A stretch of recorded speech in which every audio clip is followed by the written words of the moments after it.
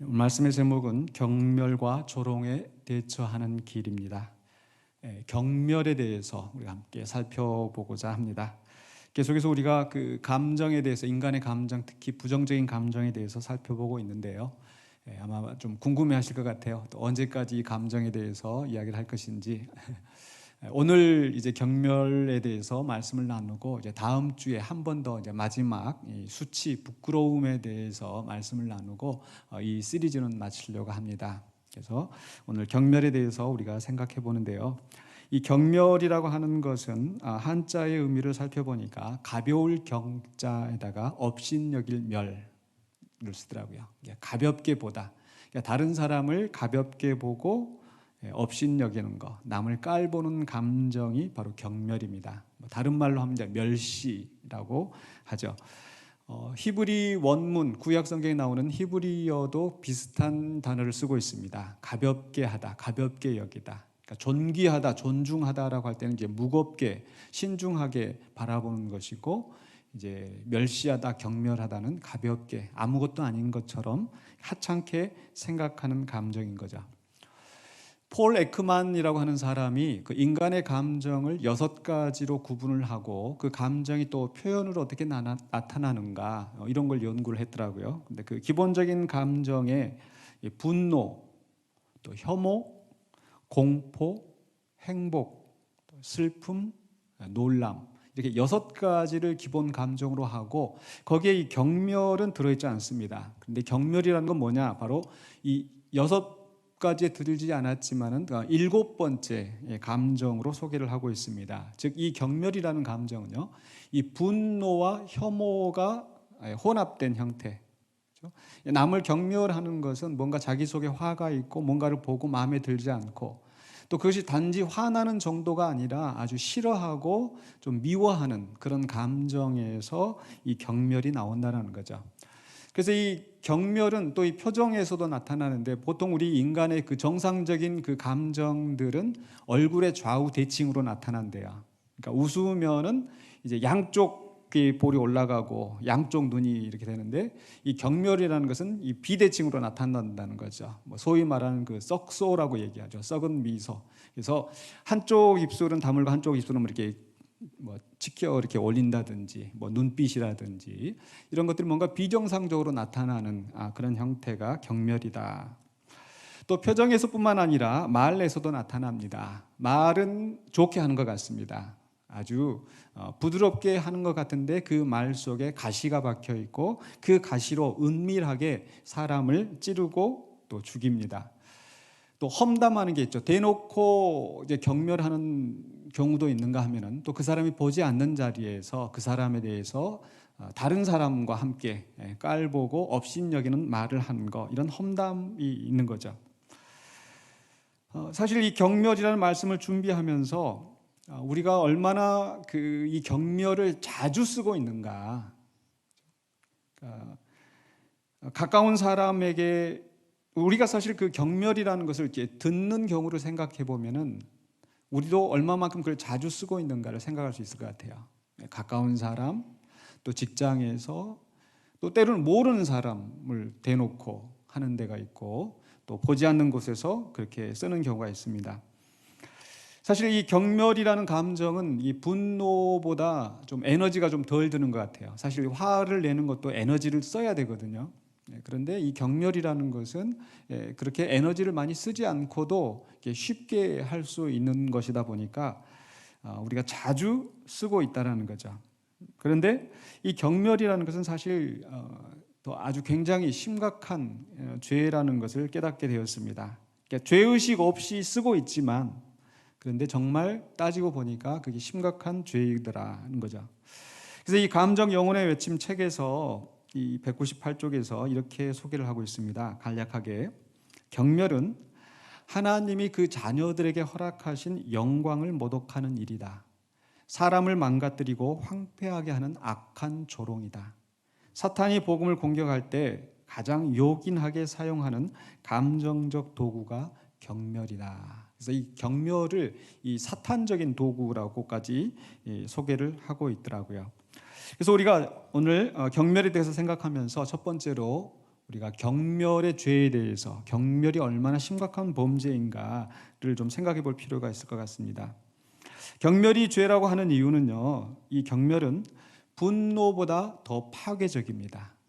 말씀드린 것처럼 분노는 많은 좀 어느 정도 에너지가 들어가고 또 분노를 하고 나서 사람이 좀 후회하는 경우가 많이 있습니다. 근데 경멸은 또 그렇지 않고 또 그러면서 더 상대를 강하게 자극합니다. 더 파괴적인 거죠.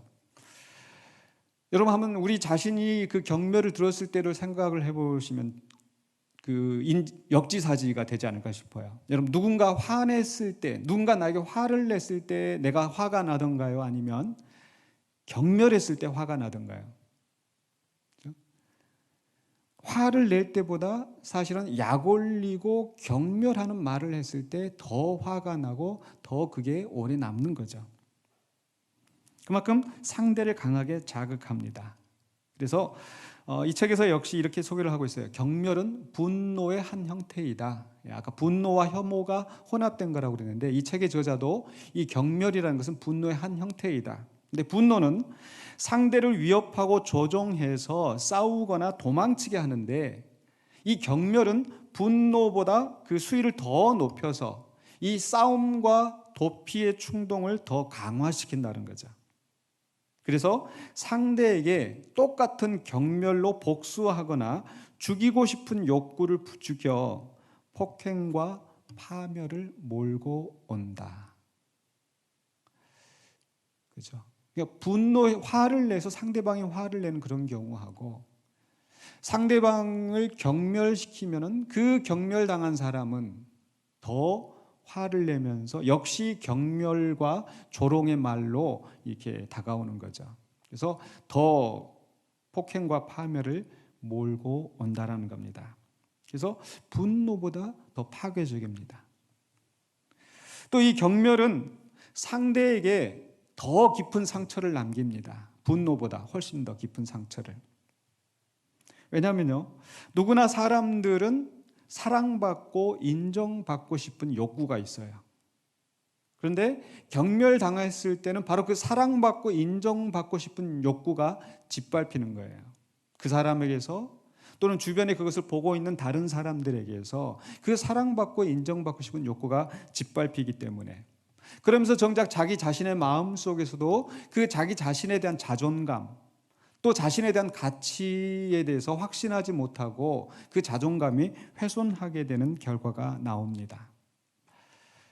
사실 이 경멸이 우리에게 남긴 상처, 아마 이게 어렸을 때부터 돌이켜 보면은 각 부모님이 나에게 어떤 그런 경멸의 말을 하셨는지, 잘한다, 잘해, 일한다, 일해, 뭐 이런 아주 사소한 것부터 시작을 해서, 그러니까 어쩌면 부모님이 나에게 화를 냈을 때보다 직접적으로 화를 냈을 때보다 이런 경멸의 말을 한 것이 오히려 깊은 상처를 남겼었죠.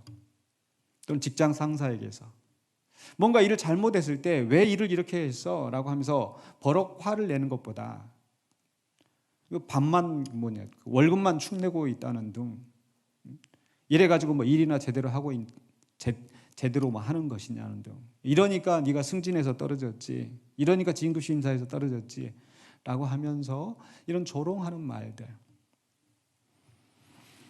또는 갑질하는 고객들, 가게를 할 때 고객들이 찾아와서 또는 백화점에서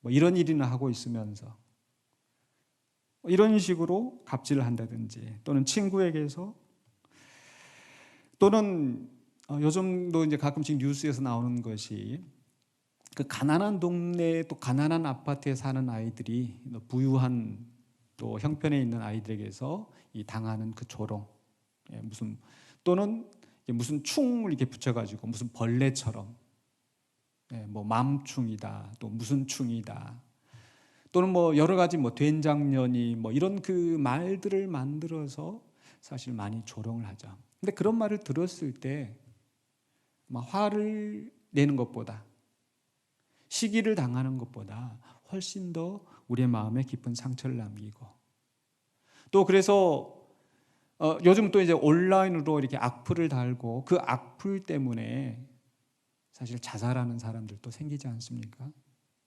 그러니까 누군가 나에게 화를 내서 그 화를 당하여서 자살했다고 하는 경우보다 아마 그런 사람들은 많지는 않을 것 같아요. 근데 그런 조롱 때문에, 악플 때문에 결국 비관하고 자살하는 경우까지 생기지 않습니까? 결국 이 경멸은 분노보다 더 깊이 자극하고 더 깊은 상처를 남깁니다. 오늘 본문 속에서 시편 기자가 그런 심정을 잘 나타내고 있는데요. 또 특별히 우리가 앞에서 한번 지난번에 보았습니다만 시편 22편에서도요. 바로 이 시편 기자가 이렇게 이야기를 해요. 나는 벌레요 사람이 아니라 사람의 비방거리요 백성의 조롱거리니이다. 그러니까 자기 자신을 벌레처럼 생각이 되어지는 거예요. 왜? 사람들의 조롱과 비방거리를 받다 보니까. 사람들이 어떻게 비방을 합니까? 7절로 8절에 22편 7절로 8절에서 나를 보는 자는 다 나를 비웃으며 입술을 삐죽거리고 머리를 흔들며 말하되 그가 여호와께 의탁하니 그를 구원하실 걸 그를 기뻐하시니 건지실 걸 하나이다. 예. 정말 그가 사람들이 그렇게 믿고 하는 것이 아니라 조롱하는 말로 이렇게 머리를 흔들면서 입을 삐죽거리면서 비방하는 소리를 들을 때에 나는 벌레요 사람이 아니라 이런 깊은 이 자존감의 훼손을 느끼게 됩니다. 그러면 이 분노보다 에너지를 덜 쓰면서 상대를 그렇게 자극하고 상대에게 깊은 상처를 줬으니까 그만큼 효과적인 것이 아닌가 그렇게 생각할 수도 있겠지만 사실은 이 경멸이라는 것은 이 악한 동기에서 나온다라는 것을 우리가 유념해야 되겠습니다. 경멸은 더 파괴적이고 또 이 경멸하게 되는 우리 그 심정의 동기가 굉장히 악하다는 거죠. 왜냐하면요, 이 경멸하는 것은 다른 사람들을 그만큼 무시하고 깔보는 것은 내가 그만큼 높이 있다라는 거죠. 다른 사람을 그렇게 가볍게 본다는 것은 나는 그만큼 존중하기 때문에, 가난한 사람을 깔보는 이유는 나는 그만큼 여유가 있다고 생각하기 때문에, 즉 교만하지 않고서는 경멸이 나올 수가 없겠죠. 그래서 시편 123편 3절로 4절에서 여호와여 우리에게 은혜를 베푸시고 또 은혜를 베푸소서 심한 멸시가 우리에게 넘치나이다. 멸시가 넘치나이다. 멸시를 받고 있습니다. 어떤 사람에게서요? 안일한 자의 조소와 교만한 자의 멸시가 우리 영혼에 넘치나이다. 자기들은 평안하니까 고통당하는 사람을 향해서 마치 욥의 친구들이 욥을 향하여서 말을 하는 것처럼, 또는 그들은 교만하여서 멸시하고 다른 사람들을 깔보는 거죠. 신약 성경에서도 예수님의 비유 가운데서 누가복음 18장 9절로 10절에서 그 바리새인과 세리의 기도하는 두 모습을 설명하면서 예수님이 이렇게 말씀하시죠. 또 자기를 의롭다고 믿고 다른 사람을 멸시하는 자들에게, 누가복음 18장 9절에서 자기를 의롭다고 믿고 다른 사람을 멸시하는 자들, 바리새인들이 나는 이것을 지키고 안식일을 범하지 아니하고 나는 헌금도 하고 이런 자기의 의를 자랑하면서 그렇지 못하다고 생각하는 다른 사람들을 조롱하고 멸시하는 겁니다. 그러니까 교만과 도덕적인 우월감, 또 이런 속에서 경멸이 나오는 거죠. 또 이 분노처럼 심각하지 않으면서도 상대를 더 강하게 또 자극하고 그러면서 자기 자신은 어때요? 더 강하게, 더 여유 있게 보이는 거죠. 어떤 일에 대해서 내가 분노를 하면 내가 졌다라는 생각을 해요. 그런데 웃으면서 조롱의 말을 내뱉으면 속으로 은근히 뭐예요? 좀 고소하고 또 자기 만족이 있는 거죠. 그래서 남을 무시하거나 얕잡아 보는 태도는 맹렬한 분노를 일으키는데, 그럴 때 상대방이 분노하는 것을 보면은 움찔합니까? 아니면 더 경멸하고 싶습니까? 아주 즐겁습니까? 솔직히. 그러니까 내가 경멸하는 말을 했는데 막 상대방의 얼굴이 붉으락해져요. 또는 상대방이 당황하는 모습이 보여져요. 또는 상대방이 그 자리를 피해요. 그러면은 아주 속에 고소한 마음이 드는 거죠.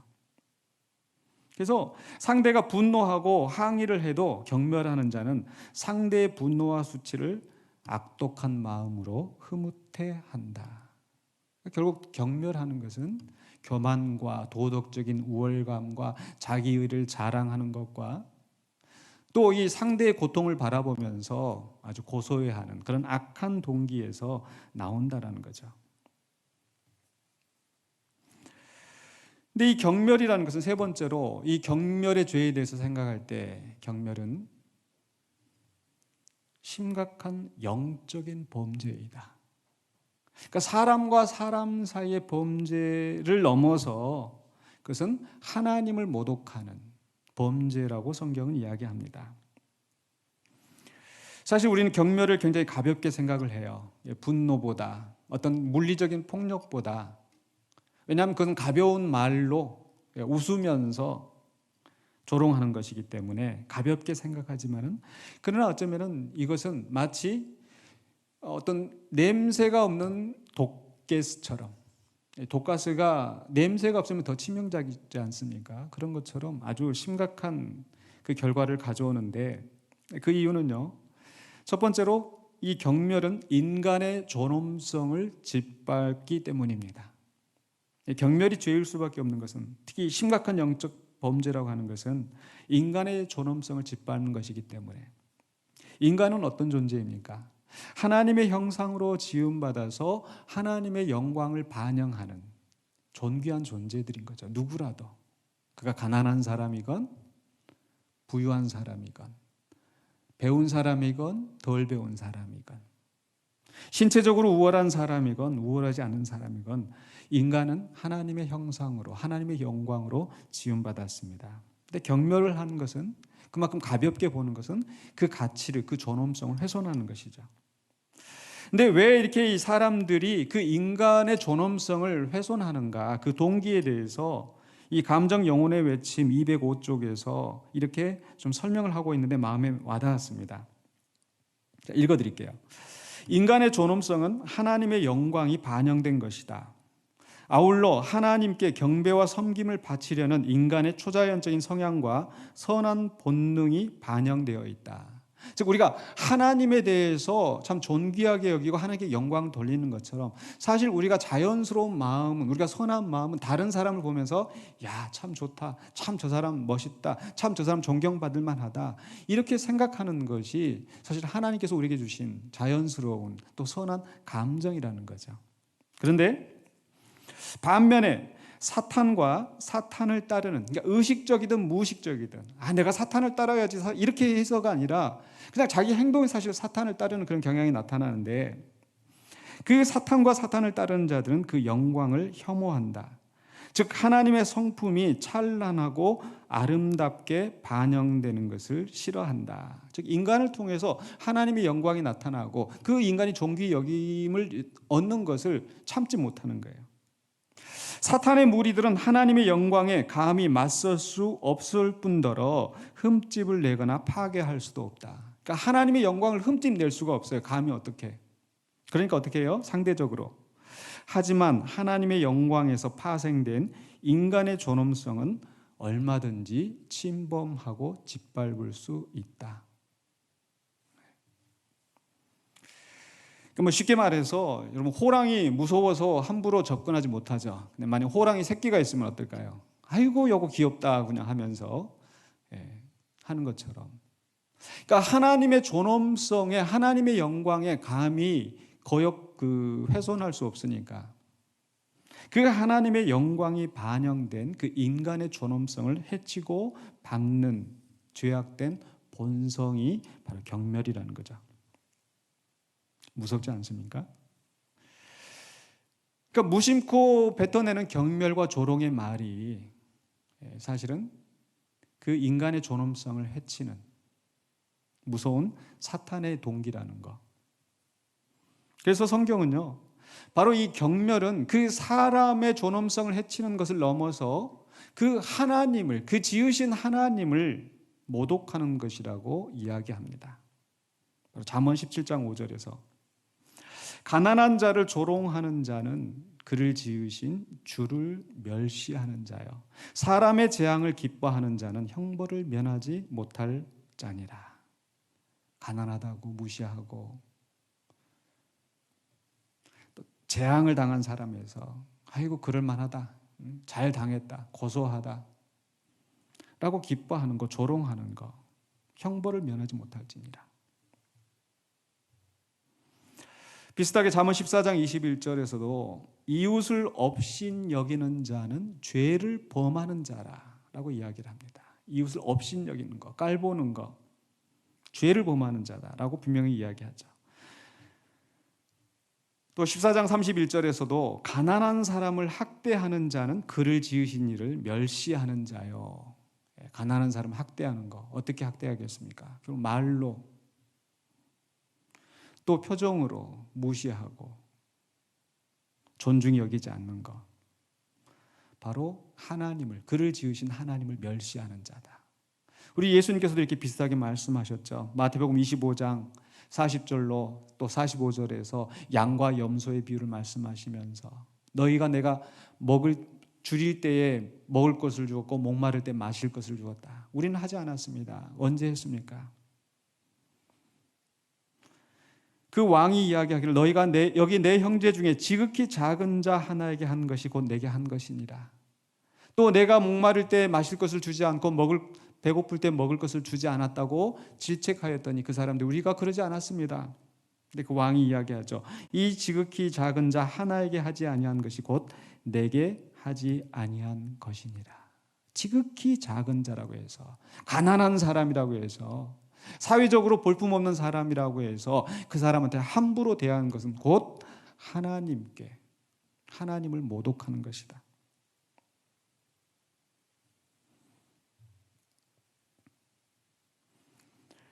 경멸하는 것은요, 인간의 존엄성을 훼손하는 것이고, 또 하나님을 모독하는 것이고, 또 세 번째로는요, 하나님의 자리를 침범하는 죄입니다.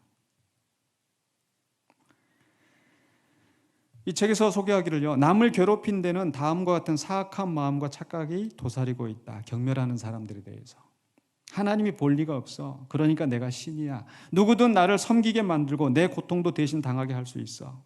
경멸하는 자는 희생자에게 굴욕감을 주기 전에는 만족하지 못한다. 하나님의 자리에 서서 그 사람을 괴롭게 만들고 그 사람의 존엄성을 훼손시키고 그러면서 자기 만족을 느끼는 신적인 위치에 서는 것이라는 거죠. 그래서 로마서 14장에 보면 바울이 이런 말씀을 했습니다. 먹는 자는 먹지 않는 자를 업신 여기지 말고 먹지 않는 자는 먹는 자를 비판하지 말라. 우상 앞에 바쳐진 음식에 대해서 또 그 율법에 뭐 이건 먹지 말라 저건 먹지 말라 한 것에 대해서, 근데 어떤 사람들은 이제는 우리가 그리스도 안에서 먹을 수 있다 그런 지식을 가지고 먹는 사람이 있는가 하면 여전히 그 옛날의 그 율법, 옛날의 습관을 따라서 먹지 않는 자들이 또 있었단 말이죠. 근데 서로 자기들이 더 똑똑하고 자기들이 바른 신앙에 서 있는 것처럼 서로 업신여기고 서로 비판하고, 저 이 우상의 고기 먹는 것들, 저거 여전히 율법에 사로잡혀 있는 자들 하고 다른 사람들을 업신여기고 비판한다는 거죠. 근데 거기에 대해서 바로 다음 구절에서 로마서 14장 4절에 같이 한번 읽어보실까요? 남의 하인을 비판하는 너는 누구냐? 그가 서 있는 것이나 넘어지는 것이 자기 주인에게 있음에 그가 세움을 받으리니 이는 그를 세우시는 권능이 주께 있음이라. 그러니까 다른 사람을, 공동체 안에서 다른 사람을 업신여기고 비판하지 말라. 나랑 입장이 다르다고, 나랑 견해가 다르다고 비판하고 업신여기지 말라. 왜냐하면 그 비판하고 업신여기는 것이 바로 그 주인, 그 세우신 그 주인을 모독하는 것이기 때문에.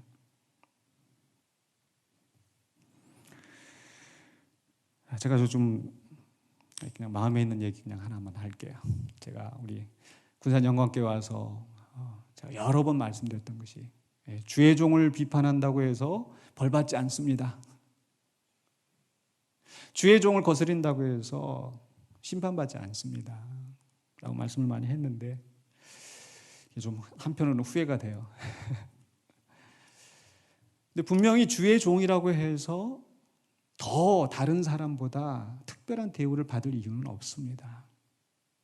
그런데 누구라 하더라도, 그러니까 교회 안에 꼭 어떤 목사나 어떤 직분 있는 사람이 아니라 하더라도 다른 사람들을 함부로 판단하고 비판하는 것은 바로 그를 세우신 하나님을 비판하고 하나님을 모독하는 것인데, 너무 서스럼 없이 그런 경멸과 조롱이 우리 안에서 넘쳐나고 있는 것은 아닌지, 오늘 이 말씀을 우리가 좀 깊이 새길 필요가 있지 않을까 싶습니다. 남의 하인을 비판하는 너는 누구냐? 바로 그 하나님의 자리에 서서 경멸과 조롱의 말을 쏟아내는 것. 대놓고 앞에서 비판할 뿐 아니라 뒤에서 험담하고 비방하는 것도 마찬가지죠. 이 책 207쪽에서도 바로 이게 험담하는 것을 이렇게 표현을 하고 있어요. 그 험담하는 사람들은 스스로 재판장과 배심원이 되어서 처벌을 내리는 것이다. 항변할 여지도 없이 고소하는 것이며 합당한 절차도 없이 형벌을 집행하는 것이다. 바로 심판자의 자리에 서서 하나님의 자리를 침범하고 그 사람을 대놓고 모욕을 주고 또 뒤에서 그 사람을 작당을 해서 끌어내리는 그런 죄라는 거죠. 경멸하는 것은 가볍습니다. 쉽습니다. 그러나 그 결과는 심각한 상처를 남기고 또 하나님을 모독하는, 하나님을 반역하는 심각한 범죄라는 거죠. 그래서 경멸은 심각한 죄입니다. 그런데 두 번째로 우리가 생각할 것은요, 바로 이 경멸이라는 것이 그럼 어디서 왔는가? 사실 하나님이 경멸하시더라고요. 그래서 두 번째 대지는요, 친히 경멸하시는 하나님. 이 성경에 보면은요, 하나님이 경멸하신다, 하나님이 비웃으신다, 이런 말씀이 많이 나옵니다. 하나님은 어떤 사람들을 경멸하실까요? 하나님을 대적하는 자들, 하나님을 무시하는 자들. 사무엘하 2장 30절에 이렇게 말씀하시죠. 그러므로 이스라엘의 하나님 나 여호와가 말하노라. 나를 존중히 여기는 자를 내가 존중히 여기고 나를 멸시하는 자를 내가 경멸하리라. 바로 엘리의 아들들이 하나님의 재물을 함부로 하고 하나님의 성전에서 일하는 여인들을 함부로 대함으로써 하나님을 무시하고 멸시했을 때 하나님이 그들을 경멸하신다. 또 시편 119편 118절에서도 주의 율례들에서 떠나는 자는 주께서 다 멸시하셨으니 그들의 속임수는 허무함이니이다. 하나님의 율법을 따르지 않고 거짓과 속임수로 또 자기들의 이익을 취하려 하는 자들, 그건 허무하게, 왜? 하나님께서 그들을 멸시하시기 때문에. 하나님을 대적하는 자들은 하나님께서 경멸하실 뿐만 아니라 하나님이 택하신 메시아를 대적하는 자들에 대해서도 하나님은 경멸하고 비웃으시죠. 바로 시편 2편 2절 3절에서 세상의 군왕들이 나서며 관원들이 서로 꾀하며 여호와와 그의 기름 부음 받은 자를 대적하며 우리가 그들의 맨 것을 끊고 그의 결박을 벗어버리자 하는도다.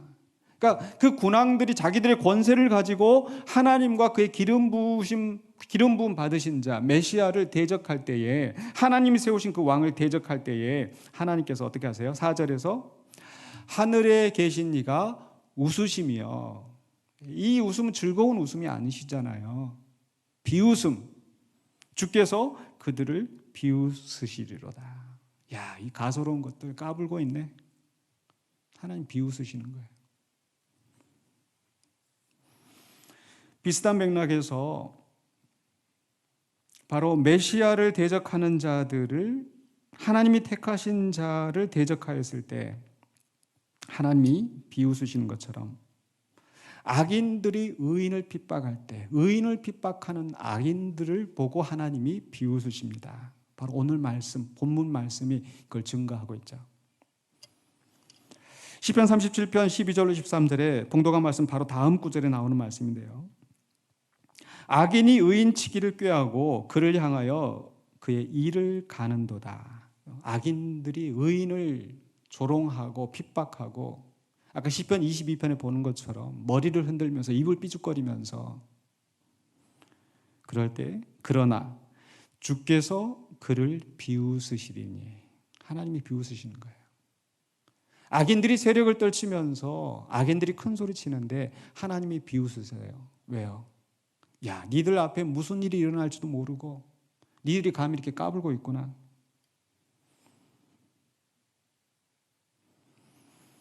하나님은 그 의인들이 핍박을 당하는 것을 그냥 두지 않으십니다. 그래서 하나님은 때로 이 사람들에게 그 심판이 경멸하시는 것은 하나님께서 직접 비웃으시고 경멸하실 뿐만 아니라 그 사람들로 하여금 다른 사람들에게서 경멸과 조롱을 받게 하시는 거죠. 즉 경멸과 조롱을 심판의 도구로 사용하십니다. 이사야서 9장 1절에서 전에 고통받던 자들에게는 흑암이 없으리로다. 옛적에는 여호와께서 스불론 땅과 납달리 땅이 멸시를 당하게 하셨더니, 외적들에게 침략을 당하면서 멸시를 당하게 하시고, 말라기서 2장 9절에서도 너희가 내 길을 지키지 아니하고 율법을 행할 때 사람에게 치우치게 하였으므로 나도 너희로 하여금 모든 백성 앞에서 멸시와 천대를 당하게 하였느니라. 하나님은 멸시하시고 비웃으시고 또 사람들에게 멸시와 비웃음을 당하게 만드십니다. 그런데 이 모든 비웃음, 이 모든 경멸은 뭐예요? 하나님의 공의로운 심판의 표현인 거죠. 심판의 성취인 거죠. 그러니까 분명히 그 죄가 드러나게 하시고 그 죄에 대해서 그 악인을 심판하심으로써 비웃으시는 거예요. 단순히 감정적인 조롱이 아닙니다. 그냥 내 기준에서 그 사람을 깔보는 것이 아니라 하나님은 분명히 심판하십니다. 그러니까 하나님은 조롱하실 수 있으시겠죠? 경멸하실 수 있으시겠죠? 왜냐하면 하나님은 심판주이시기 때문에, 하나님은 모든 것을 감찰하시는 분이기 때문에, 우리 사람은 하나님처럼 심판자의 자리에 앉을 수도 없고 하나님처럼 모든 것을 감찰할 수가 없습니다. 그럼에도 불구하고 내가 그 심판의 자리에 서서 함부로 다른 사람들을 비방하고 조롱하는 것, 바로 그러한 악인들에 대해서 하나님은 오히려 역으로 그 악인들의 시도를 보고 비웃으시는 거예요. 그래서 바로 시편 37편 아까 12절, 13절 그 다음에 14절, 15절에서 이렇게 이야기합니다. 악인이 칼을 빼고 활을 당겨 가난하고 궁핍한 자를 엎드러뜨리며 행위가 정직한 자를 죽이고자 하나. 물리적인 폭력으로 또는 경제적인 또 사회적인 어떤 압박으로 또는 심지어는 언어적인 폭력으로 그렇게 죽이려고 하는데 오히려 하나님은 그들의 칼은 오히려 그들의 양심을 찌르고 그들의 활은 부러지리로다. 비슷하게 32절로 33절에서도 악인이 의인을 엿보아 살해할 기회를 찾으나, 악인들이 의인들을 죽이려고 하는데 여호와는 그를 악인의 손에 버려두지 아니하시고 재판 때에도 정죄하지 아니하시리로다. 하나님이 비웃을 만하지 않으시겠습니까? 그 악인들이 지금 의인들을 죽이려고 하고 있는데 하나님은 그냥 버려두시지 않으실 거잖아요. 악인들의 시도가 성공하지 못할 거잖아요. 그러니까 그걸 보면서 하나님이 얼마나 가소로우시겠어요. 가소롭게 느끼시겠어요. 마치 이런 모습을 생각해 봤습니다. 이 격투기 하기 전에 사람들이 이렇게 그 선수들이 이렇게 뭐 이렇게 체급을 잰다든지 미리 이렇게 하잖아요. 그럼 그때 보면 꼭 이렇게 도발하는 사람이 있어요. 막 약을 올리고. 근데 그 다음 장면에 보면요, 그 도발한 사람이 아주 신나게 깨지는 것을 보면은 참 마음이 좀 상대적으로 좀 고소하지 않습니까? 근데 그 도발하는 그 사람에 대해서 정말 이 사람이 실력자예요. 그럼 어떨까요? 같이 막 화를 내고 이렇게 하는 것이 아니라 비웃지 않겠어요? 그래, 너 한번 보자. 경기에서 한번 보자. 어쩌면 하나님이 그런 비웃음을 하시는 것이 아닐까. 악인들이 도발하면서 하나님의 세우신 하나님을 신실하게 따르는 의인들을 경멸하고 조롱할 때에 너희들 내가 가만두나 보자. 비웃으신다는 거죠. 바로 이 하나님이 비웃으시고 하나님이 심판을 실현하시는 것은 바로 정의를 이루시는 일입니다. 바로 악인을 심판하시고 의인을 세우시는 거죠. 그래서 시편 계속해서 37편 28절로 29절에서 여호와께서 정의를 사랑하시고 그의 성도를 버리지 아니하심이로다. 악인들이 그 의인을, 그의 성도를, 거룩한 무리를 조롱하면서 깔라 뭉개려고 하고, 근데 하나님이 가만두시지 않으세요. 버려두지 않으세요. 그들은 영원히 보호를 받으나 악인의 자손은 끊어지리로다. 의인이 땅을 차지하며 거기서 영원히 살리로다. 34절에 보면은요, 악인들은 보니까 그 아주 풍성하고 잘 나가고 세력이 아주 굉장하지만, 그러나 나중에 보니까 땅에서 그 자취를 아무리 눈을 씻고 찾아봐도 찾을 수 없게 될 것이다. 의인들은 어떻게 된다고요? 땅을 차지할 것입니다. 바로 이 시편 37편에서 땅을 차지한다, 땅을 차지한다라는 말씀이 굉장히 많이 나옵니다. 당장 눈앞에 보기에는 악인들이 세력을 가지고 떵떵거리고 있는 것 같지만 궁극적으로는 하나님께서 그들을 끊어버리시고 의인이 그 땅을 차지하게 한다는 거죠. 바로 이게 하나님의 경멸입니다. 하나님의 멸시입니다. 그렇기 때문에 이 경멸이라고, 우리가 이제 경멸하는 마음도 사실은 이 하나님의 경멸을 우리가 반영하고 있는 거예요. 마치 우리가 악에 대해서 분노해야 되는 것처럼, 우리가 분노를 다룰 때 하나님이 악에 대해서, 예수님이 악에 대해서 분노하시는 것처럼 우리도 악에 대해서 분노할 필요가 있다고 했지 않습니까? 그러니까 이 경멸이라는 것도 하나의 분노의 표현이고, 그런데 여기에서 우리는 굉장히 주의해야 될 게 있죠. 왜냐하면 말씀드렸던 것처럼 하나님처럼 우리는 모든 것을 알지 못하고 하나님처럼 심판자의 자리에 있지 않기 때문에 우리가 그 사람을 함부로 가볍게 처단할 수 없다라는 거죠.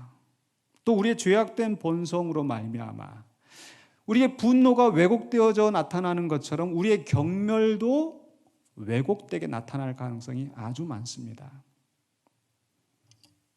그럼 어떻게 할 것인가?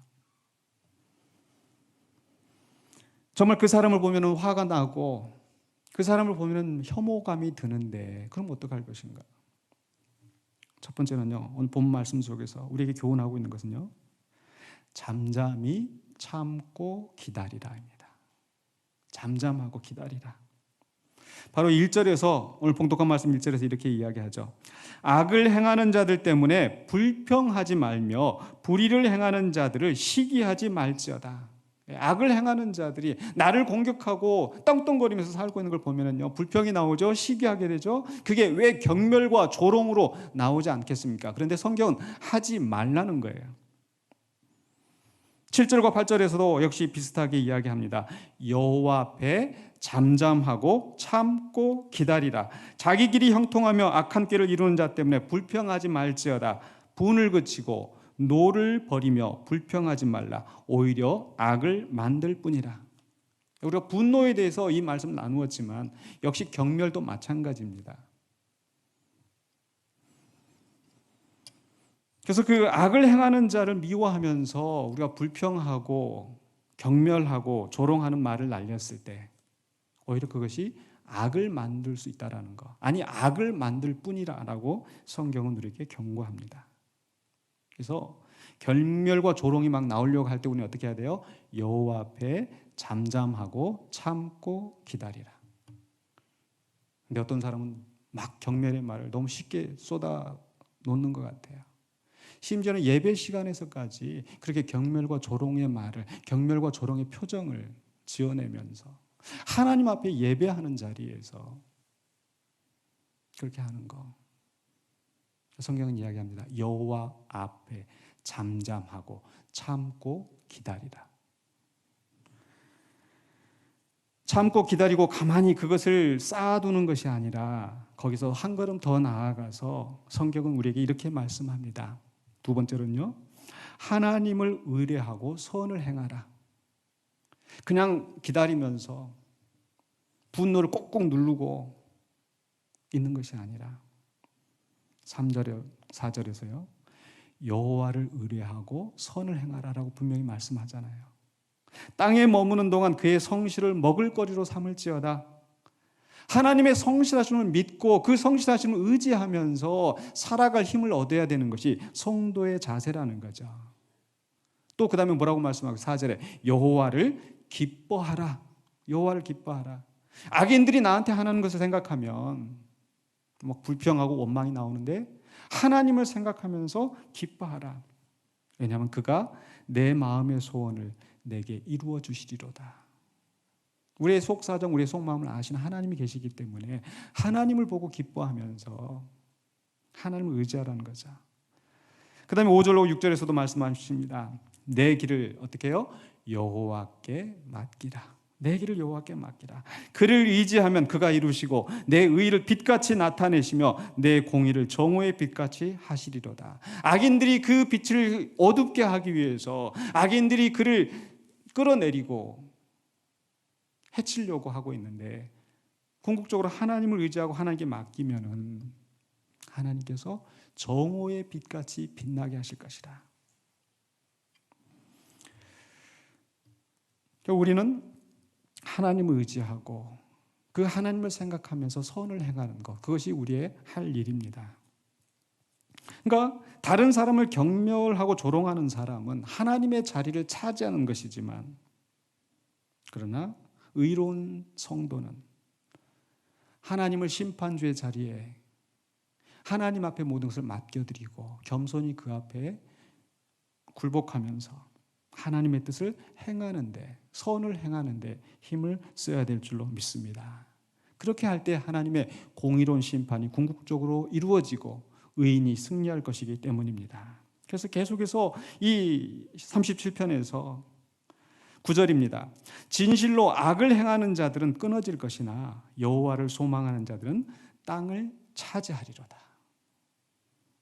10절로 11절에서도 잠시 후에는 악인이 없어지리니 내가 그곳을 자세히 살필지라도 없으리로다. 그러나 온유한 자들은 땅을 차지하며 풍성한 화평으로 즐거워하리로다.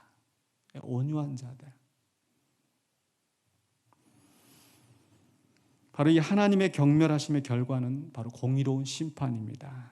결국 그 악인들을 처단하시고 의인들을 세우시는 하나님의 심판. 그 심판이 있기 때문에 우리는 잠잠하고 참고 기다리면서 하나님을 의지하고 하나님을 기뻐하면서 선을 행하는 우리의 삶이 되어야 될 줄로 믿습니다. 또한 우리가 이 경멸에 대해서 생각할 때에 우리는 그럼 의로운 자이고 다른 사람은 악한 자들이고 이렇게 이분법으로 나눠서 볼 것이 아니라 우리 자신도 하나님의 경멸을 받을 수밖에 없는 죄인이었다는 것을 우리는 잊지 말아야 합니다. 그렇죠? 그래서 세 번째로 우리가 마지막으로 생각할 것은요, 스스로 경멸당하신 하나님. 아까 두 번째는 경멸하신 하나님. 죄인을 심판하시고 악인들을 처단하시고 그 악인들의 시도를 비웃으신 그 하나님께서 세 번째로는요, 그 하나님이 친히 경멸을 당하셨다라는 거죠. 누구에 대한 말씀입니까?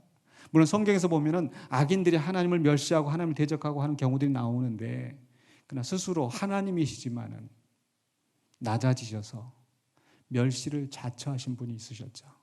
바로 예수 그리스도, 하나님의 아들이신, 하나님과 동등하신, 하나님과 동등한 영광과 권세를 가지신 그분이 스스로 낮아지셔서 멸시와 천대를 받으셨습니다. 예수님은 공생하는 동안에 그것을 이미 아셨어요. 제자들에게 말씀하셨어요. 사람들에게 교훈하셨어요. 바로 마가복음 9장 12절에서도 이르시되 엘리야가 과연 먼저 와서 모든 것을 회복하거니와 어찌 인자에 대하여 기록하기를 많은 고난을 받고 멸시를 당하리라 하였느냐. 사람들은 이 하나님의 사자 엘리야가 와서 하나님의 택하신 메시아가 와서 높임을 받고 이 나라를 회복할 것만 생각하는데, 예수님은 그러나 하나님의 뜻은 그 메시아가 와서 고난을 받고 멸시함을 당할 것을 알고 계셨어요. 바로 이 고난과 멸시, 고난을 받고 멸시를 당하리라고 말씀하셨는데요, 저는 여기 고난은 그가 육신적으로 당하는 그런 고통이라고 한다면, 멸시는 영적으로 그가 받으시는 그런 고난이라고 생각이 되어집니다. 실제로 예수님의 그 십자가에서 못 박혀 돌아가시는 그 장면을 생각할 때 우리는 그가 가시관을 쓰시고 채찍을 맞으시고 창에 찔리시고 이 육체적인 고통을 많이 생각하는데 사실 그 육체적인 고통에 못지않게 조롱과 멸시를 받으셨습니다. 그리고 성경은 그것을 아주 자세하게 기록하고 있어요.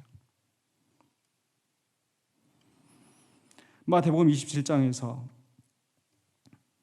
바로 27절에 보면은요, 총독의 군병들이, 로마의 군인들이 예수님의 홍포를 벗기고 그 옷을 찢어 나누면서 이렇게 했어요. 29절 30절에 가시관을 엮어 그 머리에 씌우고. 왜 가시관을 씌웠을까요? 아, 네가 유대인의 왕이야? 왕은 이렇게 관이 있어야 되지. 그래서 금면류관 대신에 가시관을 덮어 씌우고 갈대를 그 오른손에 들리고, 바로 왕의 오른손에 그 지팡이, 통째 지팡이가 있는데 갈대를 지어주면서, 야, 이게 네 통째 지팡이야, 네 왕이라면서 그 앞에서 무릎을 꿇고 희롱하여, 왕 앞에서 하는 것처럼 무릎을 꿇고, 근데 정말 존경하는 무릎이 아니라 희롱하는 무릎을 꿇으면서 유대인의 왕이여 평안할지어다, 왕 앞에 인사하는 모습을 재현하면서 조롱을 하고 있는 거죠. 그러면서 그에게 침 뱉고 갈대를 빼앗아 그의 머리를 치더라. 얼마나 치욕적인 순간입니까? 근데 이 로마의 군병들만 조롱하는 것이 아니라 39절 40절에 보면 지나가는 자들은 자기 머리를 흔들며 예수를 모욕하여 이르되 성전을 헐고 사흘에 짓는 자여 내가 만일 하나님의 아들이거든 자기를 구원하고 십자가에서 내려오라. 지나가는 자들조차도 머리를 흔들면서 입을 삐죽거리면서 내려오라. 41절로 42절에서는요, 그와 같이 대제사장들도 서기관들과 장로들과 함께 희롱하여 이르되,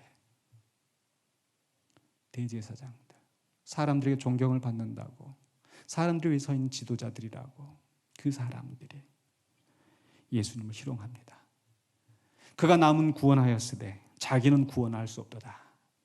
그가 무슨 이스라엘의 왕이야. 그럼 십자가에서 내려오 버렸지. 그럼 우리가 그를 믿을 텐데.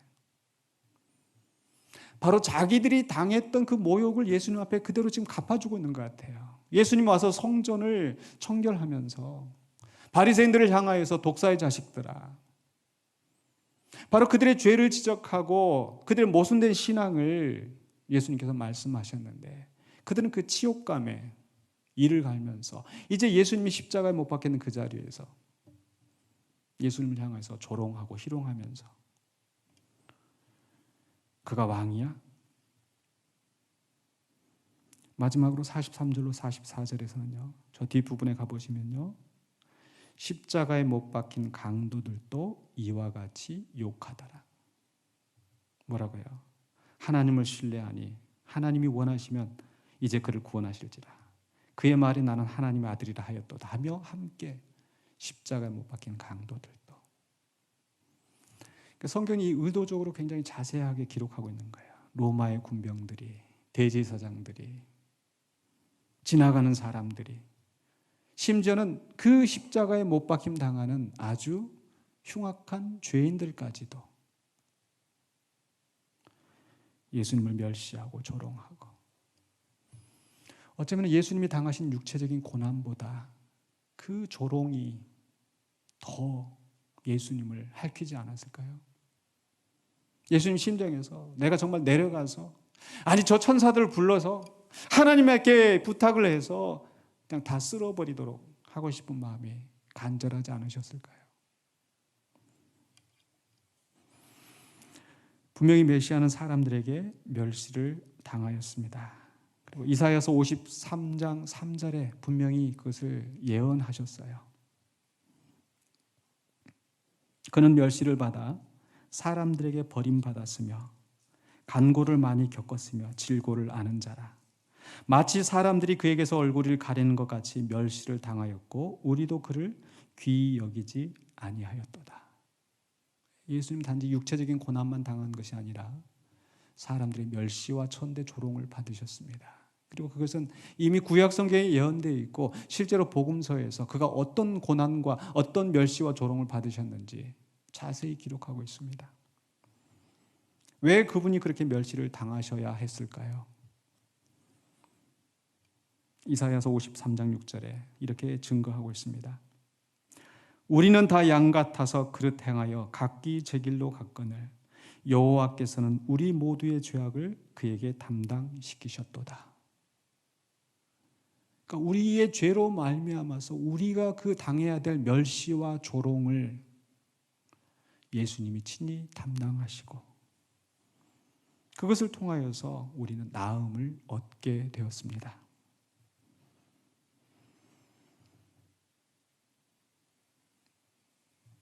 바로 예수님 그 멸시와 조롱을 당하실 때 바로 이런 하나님의 뜻을 아셨기 때문에 담담하게 그 멸시와 조롱을 감당하셨습니다. 베드로전서 2장 23절에 욕을 당하시되 맞대어 욕하지 아니하시고 고난을 당하시되 위협하지 아니하시고 오직 공의로 심판하시는 이에게 부탁하시며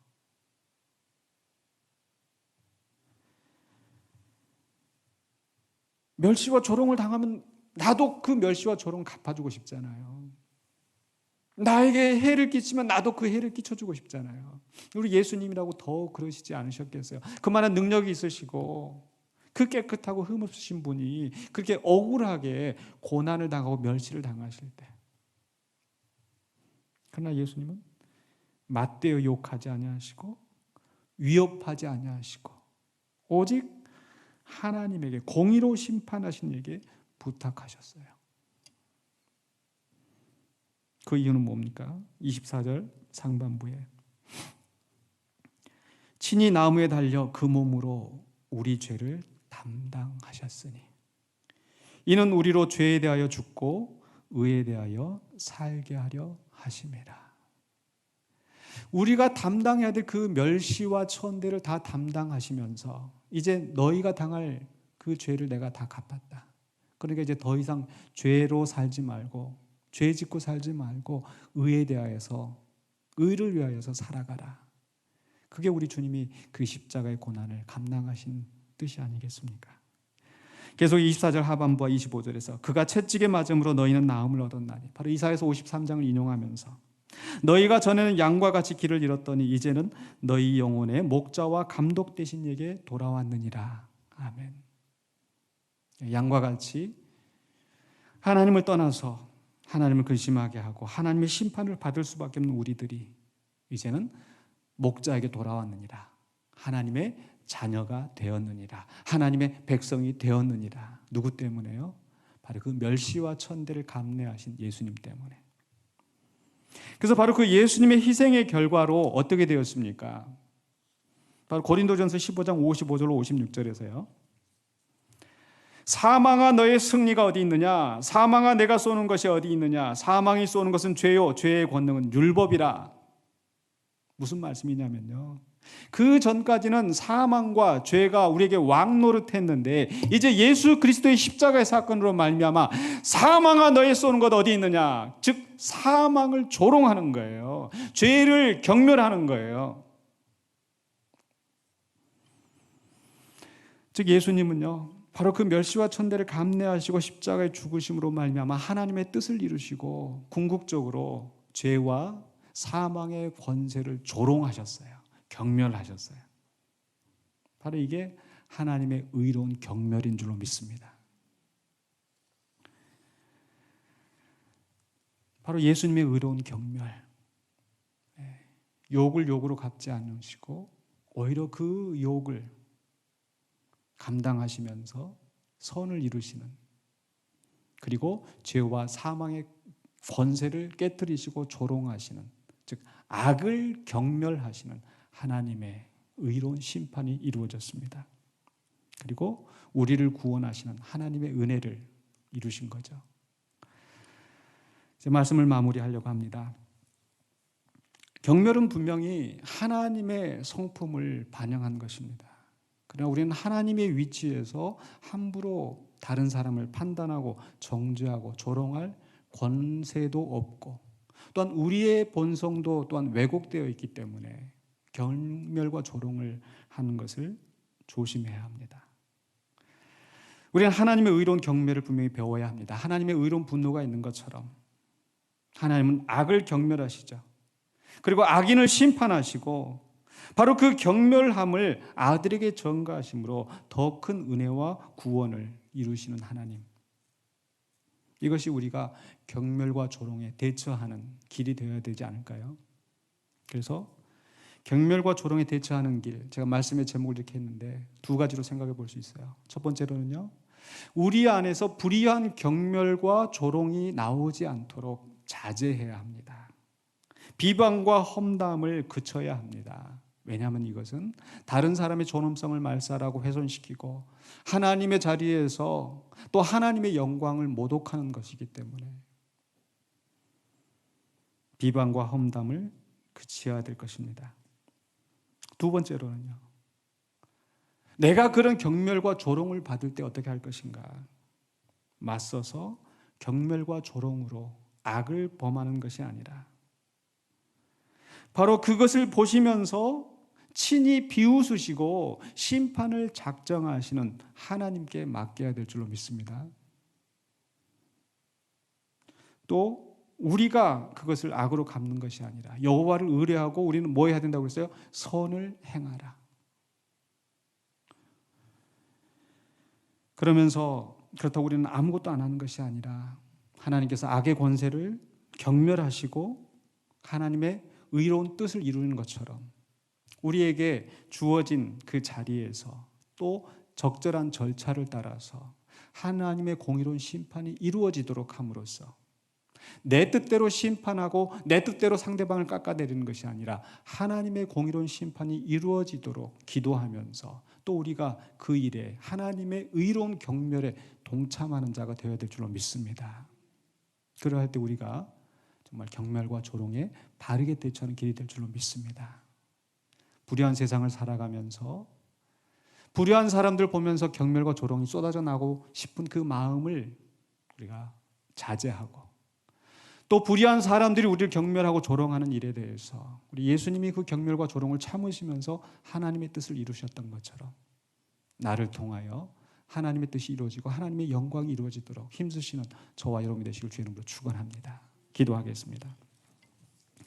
거룩하신 아버지 하나님, 은혜를 감사합니다. 오늘 우리에게 주시는 말씀을 붙잡고 우리가 경멸과 조롱에 온전히 대처하기를 원합니다.